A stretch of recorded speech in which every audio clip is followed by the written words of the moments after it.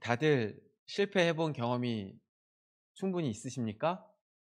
저는 오늘 설교 분량부터 실패했는데요. 제가 생각했던 것보다 너무 길게 나왔습니다. 제가 이제 아침도 준비하고 인제 이것도 준비하다 보니까 좀 줄일 시간이 충분하지 않아서 양이 너무 길게 나온 것 같은데 들으시면서 쪼금 힘드실까 봐 좀 염려가 됩니다. 사람들은요, 살면서 필연적으로 실패를 경험하게 됩니다. 완벽하지 않기 때문입니다.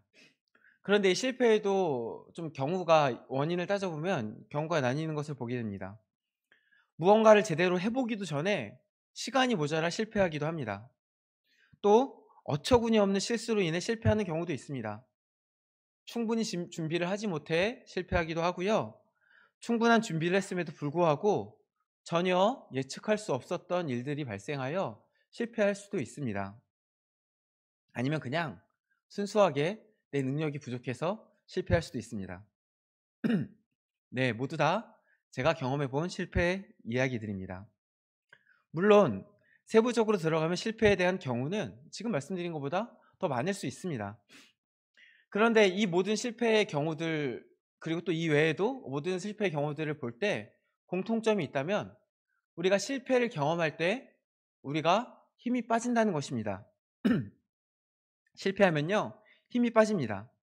자신감이 떨어지고 부정적인 생각이 자꾸만 떠오릅니다. 실패가 반복되면 단순히 우리 안에 있는 어떤 에너지와 힘이 떨어지는 것을 넘어서 우울감을 경험하기도 하고 자존감이 낮아지기도 합니다. 심지어 몸이 아프기도 합니다. 실패는 어떤 모양의 것이든 사람을 어렵게 만듭니다. 마음을 어렵게 만들고 우리의 모든 것을 모든 능력이 낮아지게 만듭니다. 그런데 그 중에서도 가장 사람의 힘을 많이 뺏는 실패가 있다면 그것은 아마도 내가 할 수 있는 것은 다 했는데, 내가 정말 충분히 준비했는데, 이렇게 하면 좀 될 것 같았는데 실패하는 경우가 아닐까 싶습니다. 이것은 내 능력 밖의 일입니다. 내가 무엇을 해도 극복할 수 없는 실패, 그 실패를 경험할 때 그 어떤 실패보다도 힘이 많이 빠지는 것을 경험하게 됩니다.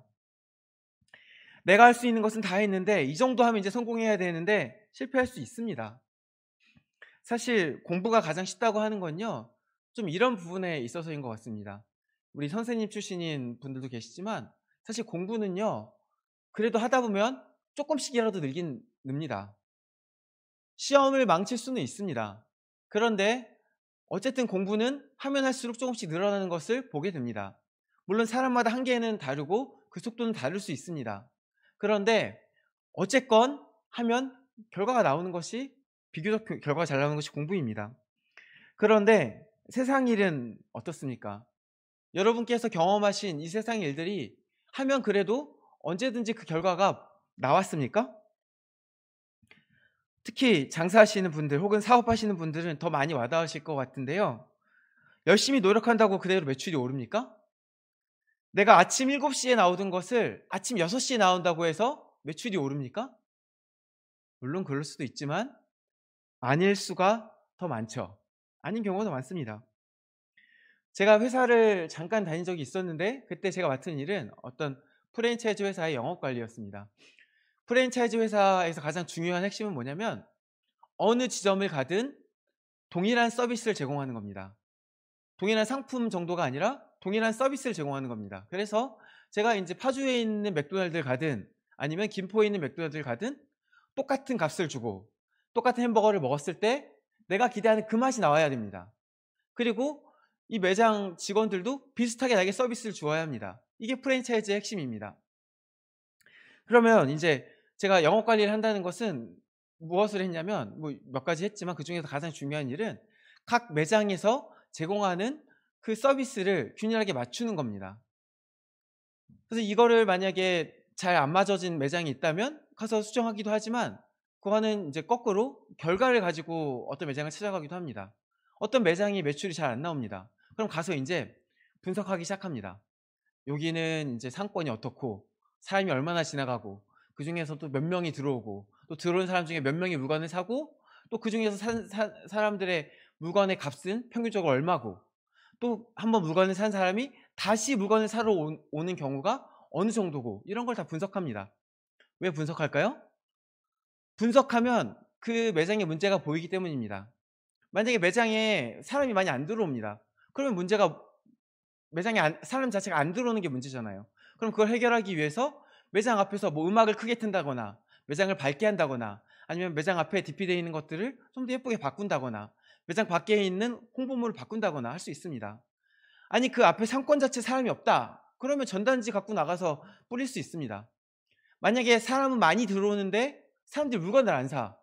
그러면 뭐 DP에 문제가 있거나 아니면 판매 직원에게 문제가 있는 겁니다.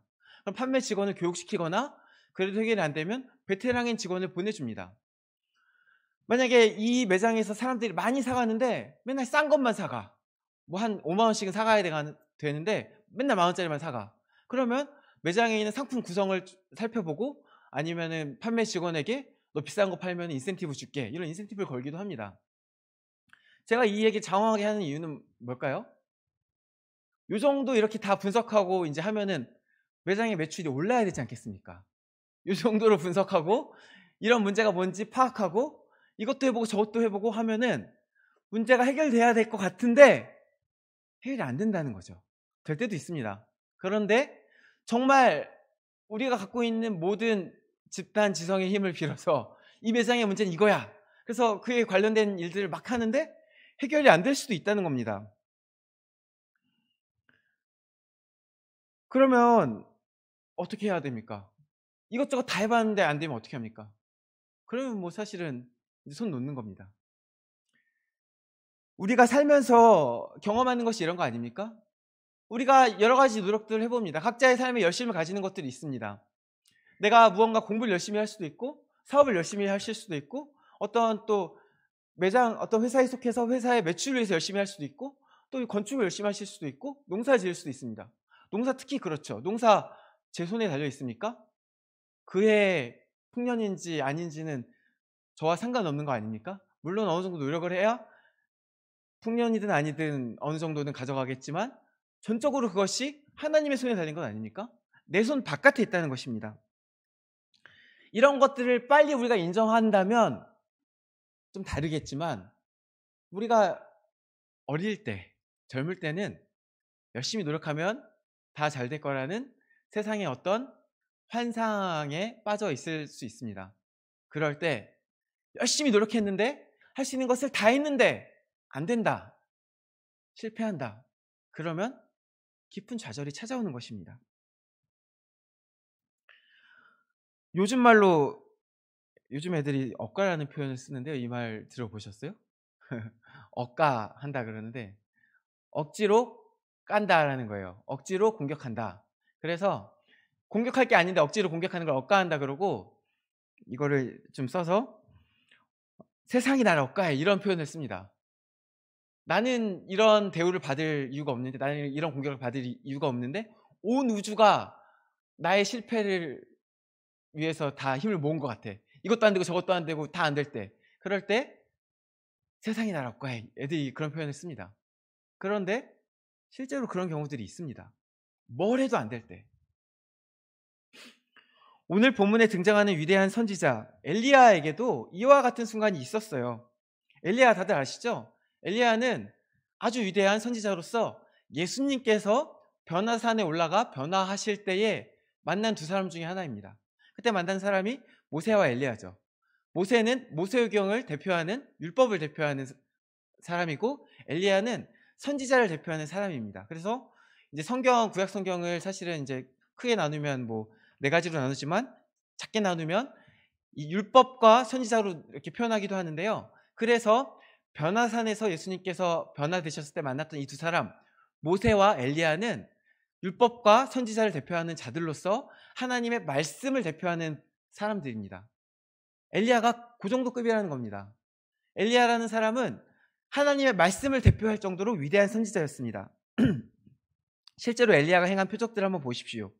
갈멜산에서 바알 선지자 450명과 아세라 선지자 400명을 대적하여서 이긴 사람이 엘리야 아닙니까? 옛날에 많이 얘기하던 17대 1 이런 거 아닙니다. 850대 1입니다. 또 엘리야가 기도하자 3년 6개월이나 비가 내리지 않고 또 기도하자 반대로 비가 내리기도 했습니다. 야고보는 야고보서에서 이 일을 언급하는데요. 이렇게 언급합니다. 엘리야는 우리와 성정이 같은 사람이로되 그가 비가 오지 않기를 간절히 기도한즉 3년 6개월 동안 땅에 비가 오지 아니하고, 이렇게 기록하고 있습니다. 지금 뭐라고 얘기를 해요? 엘리야가 우리랑 똑같은 사람이다. 뭔 말이에요? 하는 걸 봐서는, 그가 기도하는 그 모습을 봐서는 안 믿어지겠지만, 사람 같아 보이지 않지만 그도 똑같은 사람이다, 이 얘기를 하는 거예요. 여기서 깔린 얘기가 뭐냐면, 전제되는 게 그가 행한 놀라운 이적이 사람의 일 같지 않다는 거예요. 엘리야가 행한 일이 사람의 일 같지 않은 거예요. 실제로 또 엘리야가 기도하였을 때 사르밧 과부의 죽은 아들이 다시 살아나기도 했습니다. 또 한편으로 엘리야는요, 죽음을 보지 않고 하늘로 올라간 사람이죠. 아담이 죄를 지었을 때, 그리고 그 이후로부터 모든 사람이 죽는 것, 한 번 죽는 것은 하나님께서 결정하신 일입니다. 그럼에도 불구하고 또 두 사람, 엘리야는 두 사람이 많이 낍니다. 두 사람이 죽지 않고 성경에 하늘에 올라갔다고 나오는데 에녹과 엘리야입니다. 엘리야가 그 정도 되는 사람입니다. 이처럼 엄청난 능력과 특별한 경험을 가졌던 사람, 위대한 선지자 엘리야에게도 실패의 순간이 있었다는 것입니다. 그것도 자신의 모든 것을 다 걸고 정말 할 수 있는 모든 것을 다 했음에도 불구하고 처절하게 실패하여 크게 좌절하고 절망하던 순간이었다는 것입니다. 그 실패가 무엇이었습니까?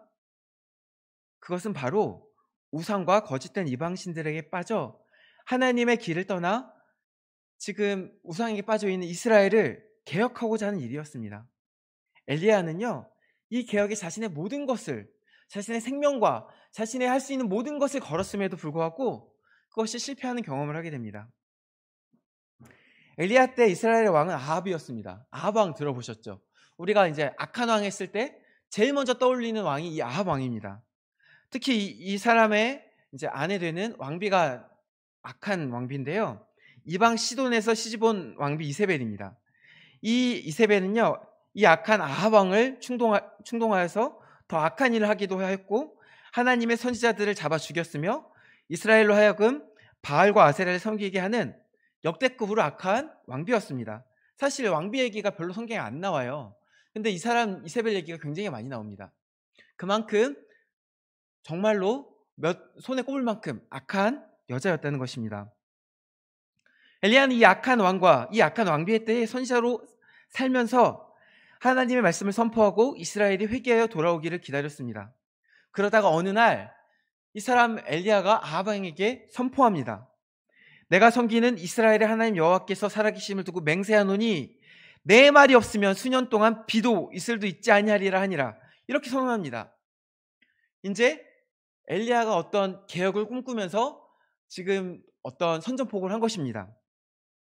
이 일의 시작이 온전히 하나님으로부터였는지 아니면 이스라엘을 개혁하고자 하는 엘리야의 열정으로부터였는지 성경은 말씀하고 있지 않습니다. 다만 오늘 본문에도 나오지만 엘리야가 이 가뭄으로부터 시작된 이스라엘의 개혁이 실패로 돌아간 이후에 하나님 앞에 서서 스스로를 소개할 때 이렇게 말하는 것을 볼 수 있습니다. 내가 만군의 하나님 여호와께 열심히 유별하노니. 이것이 엘리야가 하나님 앞에 섰을 때 자기를 설명하는 표현이었습니다. 내가 만군의 하나님 여호와께 열심히 유별하오니. 이 엘리야는요, 누구보다도 여호와에 대한 열심히 유별난 사람이었습니다. 스스로가 보기에 그랬어요. 그리고 그 일이 지금 그 일을 가지고 지금 이 배경이 지금 방금 말한 그 실패의 사건 바로 직후인 건데, 결국은 그 끝에 엘리야가 그렇게 고백한다는 것은 어쩌면 엘리야가 이 모든 과정을 하나님에 대한 유별난 열정, 여호와에 대한 유별난 열정으로 그래 이스라엘 한번 뒤집어 보자 하는 마음으로 시작한 것은 아닌가 하는 의문을 갖게 합니다. 물론 이 모든 과정이 하나님 허락 없이는 불가능한 일이었고 또 엘리야의 열정도 결국 하나님으로부터 온 것이기 때문에 사실 그 시작이 엘리야의 열정으로부터였는지 하나님의 말씀으로부터였는지 중요하지 않습니다. 아마 개인적으로 생각하기에는 같이 갔을 것입니다. 하나님께서 그것을 사용하셔서 어떤 엘리야를 다루기를 원하시는 것도 있었을 것이고 엘리야에게는 불타는 열정이 있어서 내가 이스라엘을 개혁해야지 하는 마음이 있었을 것입니다. 어쨌건 엘리야는요, 그 불타는 열정으로 이제 무언가 이스라엘을 변혁시키기를 원하고 아합에게 큰 가뭄을 예언합니다. 그러자 3년 반 동안이나 커다란 가뭄이 이스라엘을 강타합니다. 이스라엘이 거하고 있는 이 가나안 땅 어떤 땅이었습니까? 하나님께서 이른 비와 늦은 비를 내려주지 않으면 아무것도 할 수 없는 땅입니다. 이 땅에 물이 고이는 땅이 아니에요. 하나님께서 때에 맞춰 비를 내려주면 비옥해지지만 그렇지 아니하면 하나님을 의지하지 아니하면 아무것도 할 수 없는 땅이 바로 이스라엘 가나안 땅입니다. 그런데 3년 반이나 비가 안 내렸어요. 그 땅이 얼마나 메말랐겠습니까? 그 땅이 얼마나 황폐해졌겠습니까? 많은 사람들이 굶어 죽는 대재앙이 임하였을 것입니다. 그리고 이제 때가 되어 3년 반이 지나자 하나님께서 엘리야에게 말씀하셨습니다. 너는 가서 아합에게 보이라. 내가 비를 지면에 내리리라.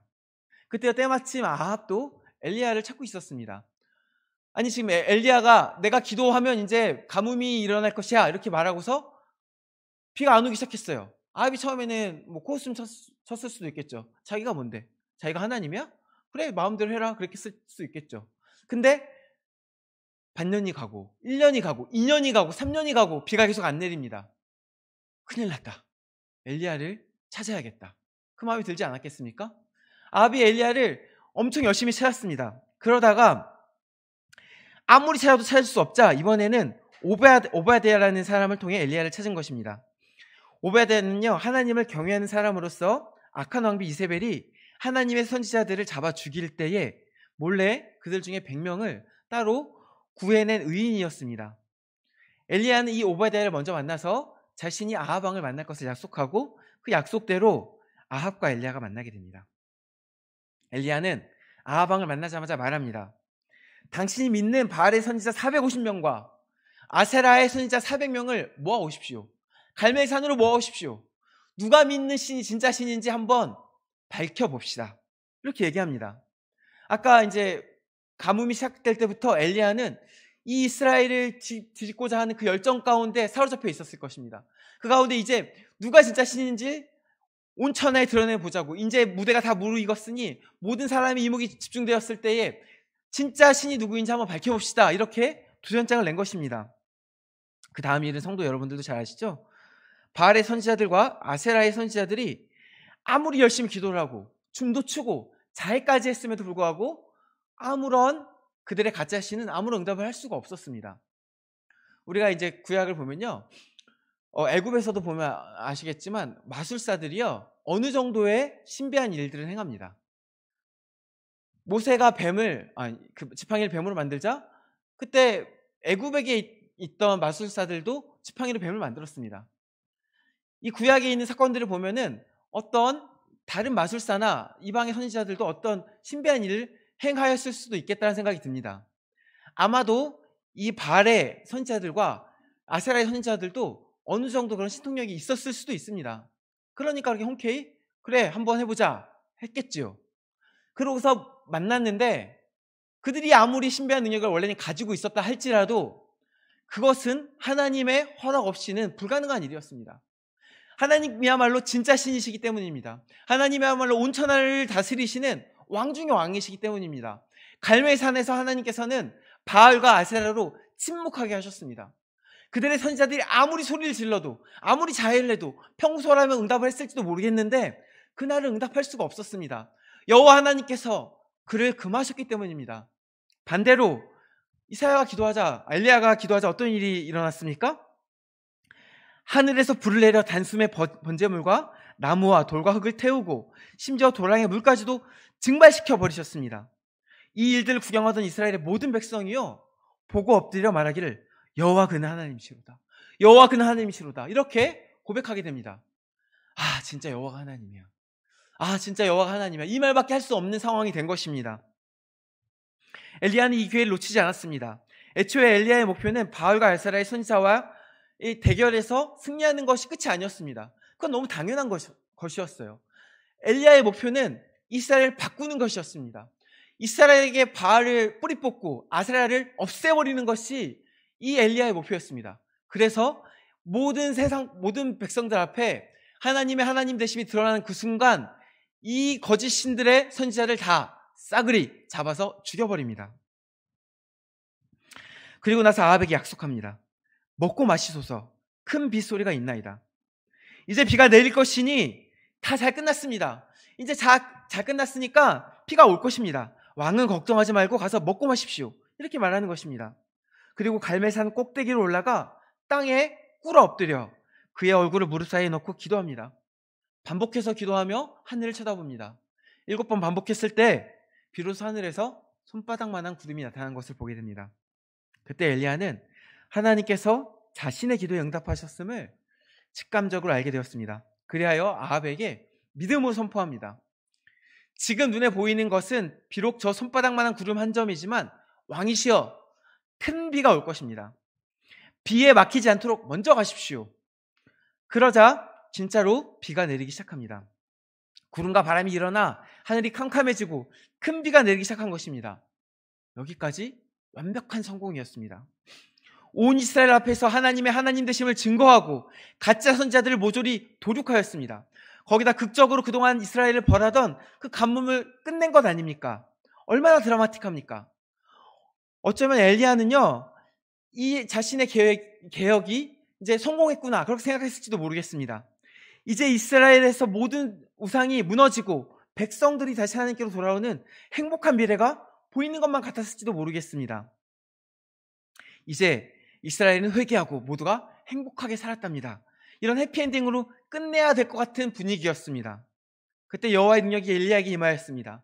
엘리야는 뛰기 시작합니다. 얼마나 빨리 뛰냐면 앞서갔던 마차를 앞서갈 정도로 빠르게 뛰기 시작합니다. 여호와의 능력이 임한 것입니다. 그때 그 뛰어가면서 엘리야의 마음이 얼마나 부풀었겠습니까?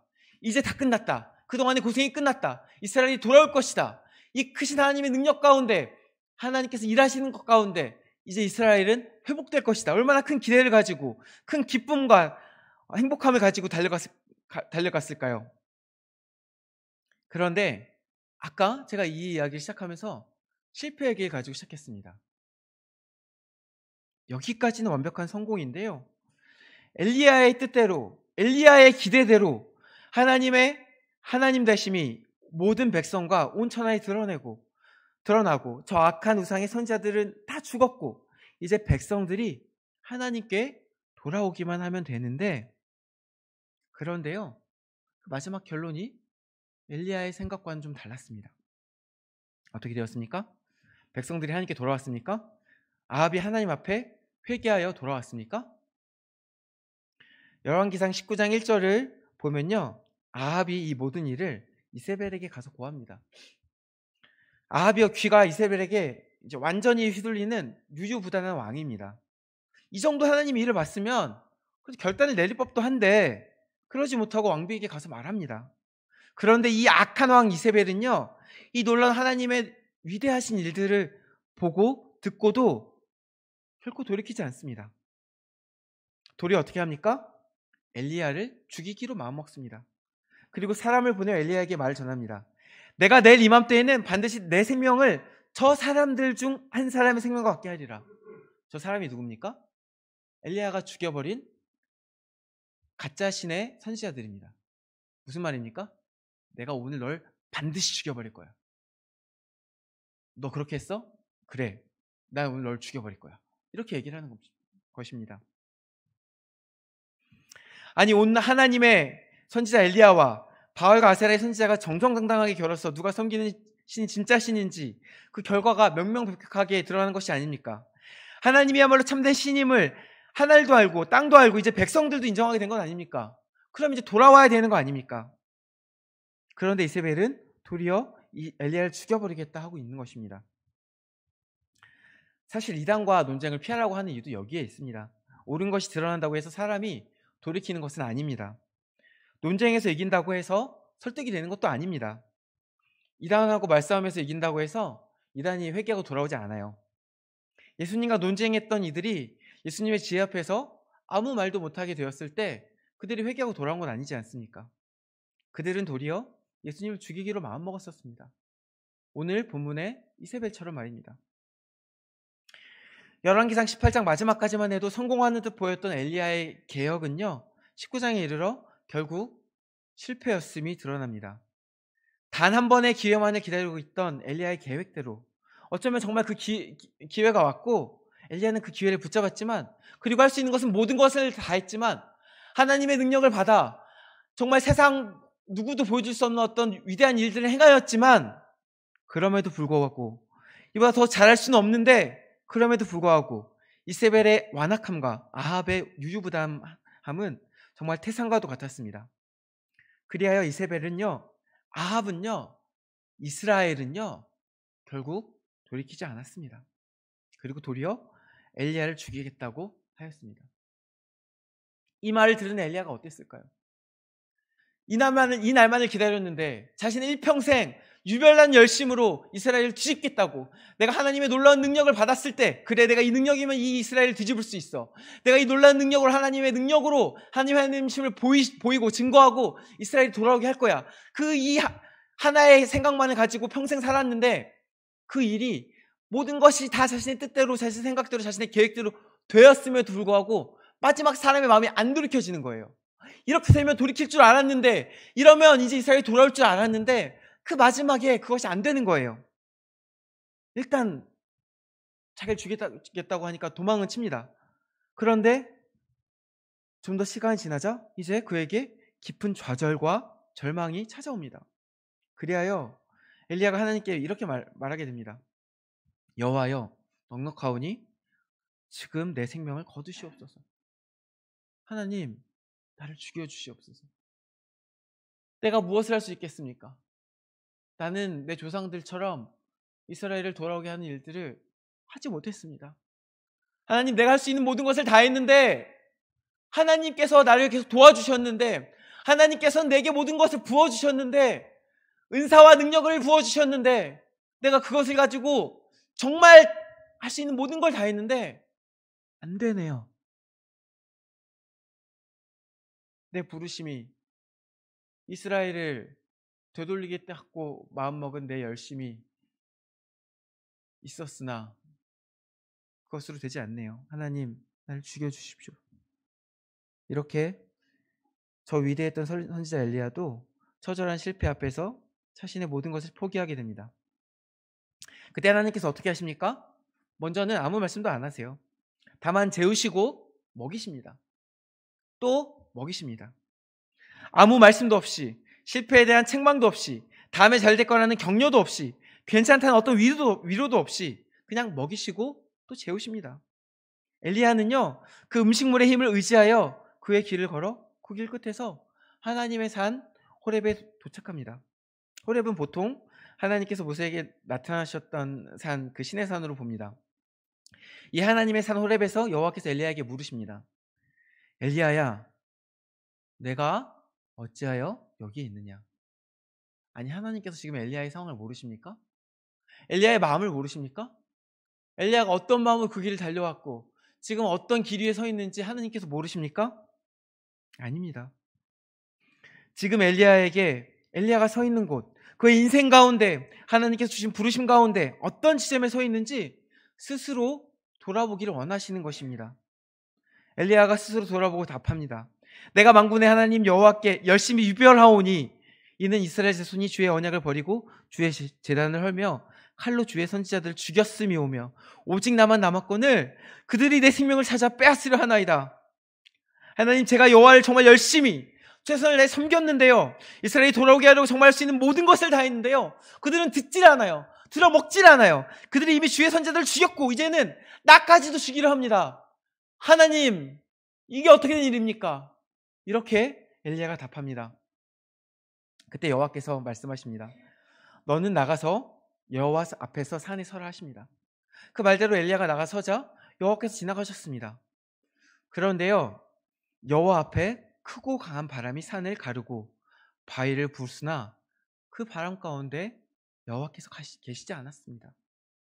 또 바람 후에는 지진이 있으나 지진 가운데에도 여호와께서 계시지 않았습니다. 지진 후에는 불이 있었습니다. 그런데 불 속에도 여호와께서 계시지 않았습니다. 다만 그 불 후에 세미한 소리가 있었습니다. 엘리야가 그 세미한 소리 가운데 여호와께서 계심을 깨닫고 겉옷으로 얼굴을 가리고 나가 굴 어귀에 섭니다. 그때 그 세미한 소리가 다시 말씀하십니다. 엘리야야, 내가 어찌하여 여기 있느냐? 엘리야가 지금 무엇을 위해 살고 있고 어떻게 그 일들을 행하고 있는지 엘리야의 삶에 대해 다시 한번 물으십니다. 다시 엘리야가 답합니다. 같은 말로 대답합니다. 그러나 어투는 달랐을 것 같습니다. 내가 만군의 하나님 여호와께 열심히 일들하오니 이는 이스라엘 자손이 주의 언약을 버리고 주의 제단을 헐며 칼로 주의 선지자들을 죽였음이오며 오직 나만 남았거늘 그들이 내 생명을 찾아 빼앗으려 하나이다. 아까와 동일한 답입니다. 그러나 그 속에 엘리야의 목소리가 어쩌면 이 세미한 하나님의 음성처럼 모든 힘이 빠진 채로 잠잠하게 뇌까린 것은 아닐까요? 하나님, 제가 열심히 했는데요. 그런데 실패했습니다. 사람들이 날 죽이려 합니다. 이렇게 말하였습니다. 사랑하는 성도 여러분, 우리 삶에 이와 같은 순간이 있습니다. 우리 나름의 열심으로 무언가를 하며 살아갑니다. 그것이요 꼭 엘리야와 같이 하나님의 일일 수도 있고 또 하나님의 일이 아닐 수도 있어요. 열심히 공부하고 올 수도 있고 열심히 회사를 다닐 수도 있고 열심히 장사를 할 수도 있고 열심히 농사를 지을 수도 있고 열심히 집안일을 하면서 자녀들을 키울 수도 있고 또 열심히 사업을 할 수도 있습니다. 무언가를 이루고자 내가 가진 모든 것을 다 바쳐서 나의 유별난 열심으로 무언가를 행하고자 살아갑니다. 또 때로는 하나님에 대한 열심일 수도 있어요. 교회를 나와 예배를 드립니다. 그리고 열심히 찬양하고 봉사도 하고 또 전도도 합니다. 요즘 우리 전도 시작했습니다. 성경 공부도 하고 하나님 앞에 나와 이 신앙생활을 열심히 할 수 있습니다. 하나님에 대한 유별난 열심이 있어서 누구보다도 열심히 신앙생활을 할 수도 있습니다. 그런데 그 열심이 하나님께 나와서 하는 열심이든 아니면 다른 열심이든 결국 실패 가운데 처할 때가 반드시 있을 것입니다. 처음 말씀드린 것처럼 사람은 완전하지 않기 때문입니다. 그때 하나님께서 물으실 것입니다. 내 사랑하는 자녀야, 너는 지금 어찌하여 거기 서 있느냐? 너는 지금 어찌하여 그 자리에 서 있느냐? 하나님께서 몰라서 물으시는 것이 아닙니다. 우리에게 내가 서 있는 자리가 어디인지, 내가 어떤 마음으로 그 자리에 서 있는지, 내가 무엇을 위하여 그 인생을 살고 있는지, 어떻게 무엇을 근거하여 살고 있는지 돌아보라는 말씀입니다. 그러면 우리는 엘리야처럼 고백하겠죠. 하나님, 제가 열심히 살았습니다. 이것도 해보고 저것도 해봤습니다. 하나님, 이 정도면 근데 돼야 되는 거 아닙니까? 하나님, 교회에서 내가 이 정도 전도했으면 그래서 한두 명 와야 되는 거 아닙니까? 하나님, 이렇게 해서 열심히 성경 공부했으면 이 속에 리더가 나와야 되는 거 아닙니까? 하나님, 제가 이렇게 열심히 예배드리면 예배 가운데 하나님의 은혜가 있어야 되는 거 아닙니까? 근데 잘 안 됐습니다. 이게 뭡니까? 하나님께 따지고 둘 수도 있겠습니다. 그러나 그때 여호와께서 엘리야에게 하신 것을 보십시오. 여호와께서 엘리야에게 말씀하십니다. 하사엘에게 기름을 부어 아람의 왕이 되게 하고 예후에게 기름을 부어 이스라엘의 왕이 되게 하고 엘리사에게 기름을 부어 선지자에게 되게 하라 이렇게 말씀하십니다. 새로운 부르심을 주시는 것입니다. 이제 하나님의 뜻대로 하나님의 열심으로 하나님의 방식으로 일하는 것이 시작됩니다. 그리하여 하사엘의 칼을 피하는 자를 예후가 죽일 것이요 예후의 칼을 피하는 자를 엘리사가 죽이리라. 하나님의 진노의 칼을 준비하십니다. 이제 엘리야가 이렇게 열심을 내어도 돌아오지 않는 이스라엘은요, 엘리야가 아무리 좋게 말하여도 돌아오지 않는 이스라엘은요, 하나님께서 준비하신 칼을 맞이하게 될 것입니다. 그것도 3개나요. 그러나 동시에 하나님께서 뭐라고 약속하셨습니까? 그러나 내가 이스라엘 가운데 7,000명을 남기리니 다 바알에게 무릎을 꿇지 아니하고 다 바알에게 입맞추지 아니한 자를 남길 것이다. 하나님께서는 이 한 사람의 실패가 끝났다고? 에이, 망했네. 끝나지 않으세요. 그래, 네가 그렇게 열심을 했구나. 이제 이렇게 해보자 하면서 자신의 길을 제시하십니다. 가서 나의 칼을 준비하여라. 그러나 동시에 나는 지금 이때를 위해 준비한 자들이 있고 또 그들이 앞으로 이스라엘을 부흥케 하도록 나는 나의 일을 할 것이다. 사랑하는 성도 여러분, 우리는 실패를 경험하게 되어 있습니다. 심지어 선한 일을 하고 그 일이 하나님의 뜻에 합한 일일지라도 우리는 무너지고 실패하게 됩니다. 그것은 그 일이 먼저는 사람의 열심으로 한 일이기 때문이고 또 한편으로는 이 세상이 약하기 때문입니다. 이 악한 세상은요, 사람의 열심으로 바꿀 수가 없습니다. 세상 자체가 악해져 버렸기 때문에 원래 하나님께서 지으신 세상은 노력하면 선한 것이 돌아오는 것이, 선을 행하면 선이 돌아오는 것이 정상의 세상이었으나 이제 악해진 세상은 선을 행하여도 악이 돌아오는 세상이 되었습니다. 그리하여 우리가 아무리 노력하여도 모든 것을 이룰 수가 없게 되었습니다.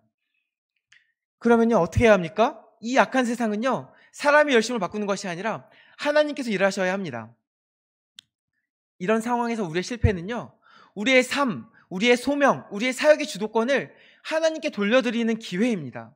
사실 저는요, 제 가족도 마음대로 바꿀 수 없고 제가 사는 지역, 파주와 김포도 바꿀 수 없는 사람입니다. 이 세상을 어떻게 바꾸겠습니까?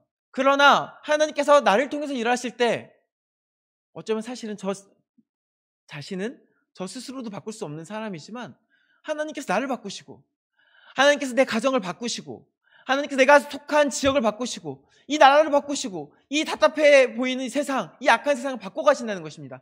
그런데 하나님이 아까 어디 계셨다고요? 하나님이 바람 속에 계시지 아니하였고 하나님이 지진 가운데 계시지 아니하였고 하나님 불 속에 계시지 않았습니다. 세상을 떠들썩하게 하는 놀라운 능력 가운데 하나님께서 계시지 아니하시고 세미한 음성 가운데 자신의 일을 하는 가운데 하나님께서 자신을 드러내신 것입니다. 이제 내게 맡기어라. 내가 놀라운 일들을 행할 것이다. 그러나 나의 일은 크고 강한 바람이 산을 가르고 바위를 부수는 일이 아니고 세미한 소리로 젖어들듯이 이 세상을 바꾸는 것이다. 그것은 나의 사랑으로 이 세상을 덮는 것이다. 이렇게 말씀하시는 것입니다. 그래서 이 음성을 들은 엘리야가 결국 어떻게 됐습니까? 엘리야의 마지막이요, 하나님께 들려 올라갔다고 아까 하지 않았습니까? 근데 그 장면을 보면서 저는 감동에 처하는 장면이 있습니다. 엘리야가 오늘 뭐라고 고백했습니까? 선지자가 다 죽었고 나만 남았습니다. 이렇게 고백했던 엘리야인데요. 엘리야가 죽을 때 보면, 엘리야가 하늘에 올라갈 때 보면요, 하나님께서 엘리야를 여러 가지 지역으로 보내십니다. 길갈에서 베델로, 베델에서 여리고로, 여리고에서 요단으로. 근데요, 가는 곳마다 누가 있습니까? 선지자의 제자들이 있습니다. 길갈에서 베델로 갔더니 선지자의 제자들이 있어요. 베델에서 여리고로 갔더니 선지자의 제자들이 있어요. 요단 강에서 나중에 이제 올라갈 때도 선지자의 제자들이 50명 그를 쳐다보고 있었다고 합니다. 근데 이 선지자의 제자들이요, 제대로 된 선지자들입니다. 왜요? 엘리야를 만났을 때 엘리야가 하늘로 올라갈 걸 알고 있었거든요. 하나님의 뜻을 이미 분별하는 자들이었습니다. 이미 하나님의 뜻을 아는 자들이었습니다. 그런 자가 한두 명도 아니고 최소한 50명입니다. 아마도 지역마다 돌아다니고 이제 쫓아오지 말라고 했던 걸 보면은 마지막 요단에 있었던 50명은 요단 지역에 있는 50명이었을 것 같은데, 어쨌든 최소한 50명입니다. 엘리야가 나 하나 남았어요, 선지자가 다 죽었어요, 그렇게 말했는데 하나님께서 세미한 음성으로 역사하셨을 때 그의 인생의 마지막에 보게 된 것이 무엇입니까? 50명 이상의 이스라엘을 다시 바꿔줄 하나님의 뜻을 분별하는 자, 선지자가 50명 이상이나 있었다는 것입니다. 그 사이에 무슨 큰일이 있었습니까? 성경에 보면 큰일이 없었어요, 별로. 물론 기록을 안 했을 수도 있겠죠. 그런데 지금 엘리야가 갈멜산에서 싸운 것처럼 그런 사건은 없었던 것 같아요. 하나님께서는요, 세미한 음성 가운데 자신의 방법으로 조용히 세상을 바꿔나가셨던 것이에요. 우리 삼복교회에도 지금 이제 전도를 하고 여러 가지 일들이 일어나는 것 같습니다. 근데 그 가운데 어쩌면 눈에 보이는 화려한 무언가가 없을 수도 있습니다. 어디 남들에게 있다는 어떤 화려한 프로그램도 없고 어떤 성령 하나님의 놀라운 역사가 보이는 것 같아 보이지 않을 수 있습니다. 그러나 하나님의 역사는 세미한 소리 가운데 있습니다. 다만 우리가 그 가운데 하나님의 음성을 듣고 그 가운데 우리의 역할이 무엇인지를 여쭙는 가운데, 하나님, 우리가 이 삼보교회 가운데 무엇을 해야겠습니까? 하나님, 제 인생 가운데 제가 무엇을 해야 되겠습니까? 하나님, 이 나라가 이렇게 악한데 이 나라 가운데 제가 무엇을 해야 되겠습니까? 내가 내 열심으로 세상을 바꾸겠다고 뛰어드는 것이 아니라, 하나님 능력 주세요, 내가 능력으로 세상을 바꾸겠습니다, 하나님께서 주시는 그 능력으로 세상을 제가 뒤엎겠습니다 하는 것이 아니라, 하나님, 제가 여기 있습니다, 무엇을 할까요? 이 마음으로 하나님께 나아가는 자에게 하나님께서 세미한 소리 가운데 응답하십니다.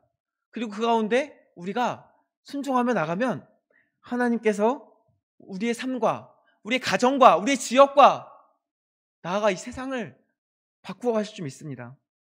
바라기는 그 일들을 함께 꿈꾸고 소망하며 경험하는 저와 여러분 되시기를 주님의 이름으로 축원합니다. 기도하시겠습니다.